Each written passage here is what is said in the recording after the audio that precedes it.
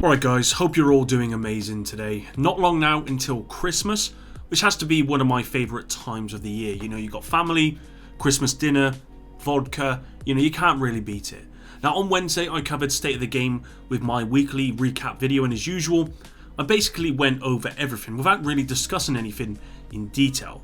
Today, however, I just want to discuss in detail what was revealed about the RPG Overhaul, what this means for the gaming year 2 and why I and you should be very excited. Also, this was pointed out to me by Agent Obi on Twitter. In a segment on Wednesday's State of the Game, Hamish Bogue talked about hunters and first wave agent lore for the near future. This is something I want to address in today's video as well, so let's begin. Before we start guys, the values used in the screenshots from Wednesday's State of the Game for the new system are placeholders. You're going to see the same screenshots in today's video as well. And I've seen a lot of people commenting about that in my last video, so I just kind of wanted to make that clear. Also, episode 3 is going to be very similar to what we got with episode 1 and 2, so I encourage you to set your expectations low for new replayable content, because I highly doubt we're going to get anything like that until year 2. From what I can tell, all the new content and RPG changes are actually going to be coming with year 2, not as part of episode 3. I originally said that Wednesday's State of the Game has to leave us with wanting more for January, and I think the developers absolutely pulled that off with the news of the RPG getting a huge overhaul. So on screen you're going to see the first image the developers wanted to show, and this has a lot of information worth talking about. So the first main thing to notice is that if you combine the roll ranges, the max rolls and everything else included, the stat budget system has been removed. Now this was confirmed by the developers on stream when they confirmed God rolls are coming back, and further on Twitter following the stream. So what does this mean, and why is this a good thing? Now I think the most talked about issue with the Division 2 is the stat budget system. Even if you're not totally sure how that system works, most people are complaining about roll ranges and all the other stuff that is included in that system or is a byproduct of that system. Picking up gear with one high roll and then another with a really low roll, that's part of that system. Purple gear having higher rolls and high-end gear, or gear score not being as impactful as a division, is again part of that system. This is all because of this stat budget system, which is being removed. Now, if you're new to the Division 2 or you really just don't understand how this system works, here's how the stat budget system works, at least as I understand it. Imagine you've got a pie. Okay, and the total amount of that pie equals 100. 100 being the overall stat allowance budget. Now that pie represents the quality of gear. High end has say 100, superior has say 90 for example. Now let's take a piece of gear. Now armor and all the attributes on that gear make up that 100, okay? So all of the stuff combined on that gear for a high-end piece of gear would make up 100. If it was superior gear or a purple gear, it would make up 90. So imagine you've got a piece of gear that's rolled, say, max headshot damage. And let's say that that takes up 70 of that 100 stat allowance for that high-end piece of gear. Now that's only going to leave 30 for any other attributes and the armor, meaning it leaves very little stat allowance to share around amongst what's left. Now this is why in the live game, if you get one high attribute, it's likely the other attributes on that piece of gear are going to be very low. The same applies for armor. Most of the time you want to get low armor if you're after high attributes for recalibration, because the lower the armor, the more stat allowance will be available for those higher attributes.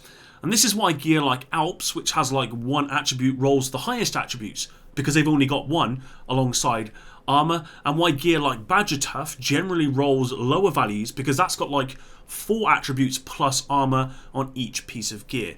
And this is why superior or purple gear rolled higher as well, sometimes, because although the stat allowance was lower, it had less attributes to use up that allowance.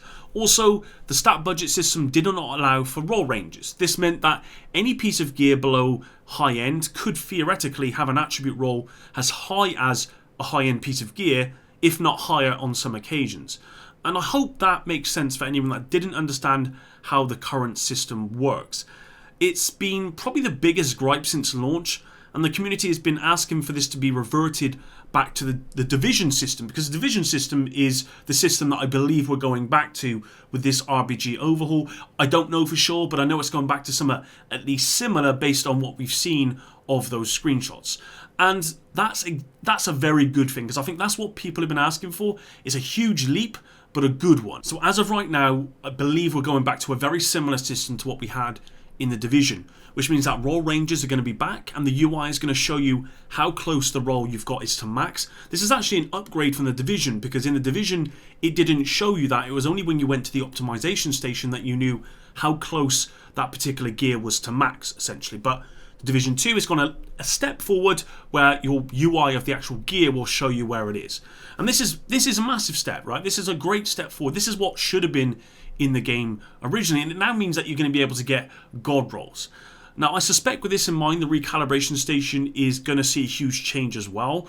And I'm not too sure what's going to change here, but I wouldn't be surprised if the recal score is removed, because there will be no cap any longer, as every attribute can actually go to max with this new system. Or it's quite possible the recalibration station could work like the optimization station, which is something I know a lot of people want to come back, myself included. There is an argument here that people will be able to get max roll of everything too quickly, but you know, RNG appears to still be a real obstacle in getting the gear you want, and then so what? I mean, personally, I loved having max stats on everything in The Division. The developers did say they will talk more about recal in January, so we'll get to see more about that. At the moment, I'm speculating. I really don't know what's going to change there. In the second image on screen, you'll see that if you reach the max roll, it's going to be highlighted in orange. So on screen, it's actually the critical hit damage value. It appears with the changes, there's also going to be one core attribute and two attributes, which very much reminds me of the major and minor attribute system from The Division.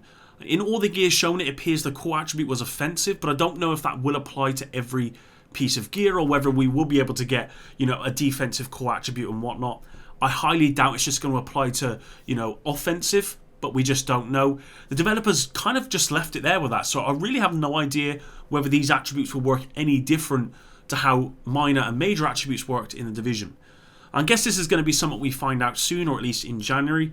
Aside from that, the only other thing I've been told is this is the tip of the iceberg. What we saw on Wednesday's State of the Game is very much just the top of the bigger picture. The amount of changes that are coming to the whole RPG system is going to be substantial, and I suspect we're going to be getting what will feel like a whole new game.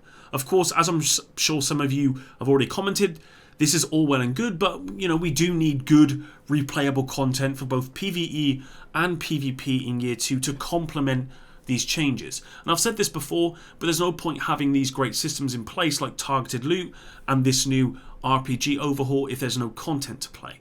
Now, I'm optimistic that we're going to get some awesome content in Year 2.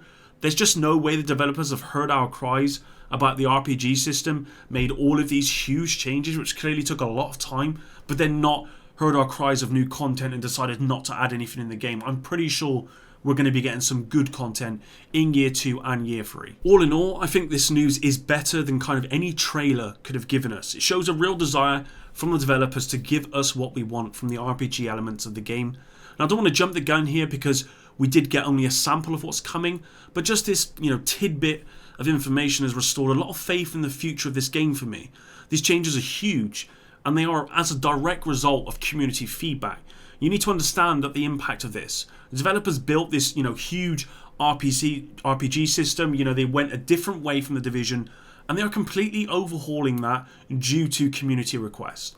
I've got a lot of respect for them because not many developers do this, and I'm excited to see what other changes are coming as well. One thing I did miss from State of the Game on Wednesday was the hint at Hunter and First Wave lore being part of future content. This is something I think the community has wanted for a long time.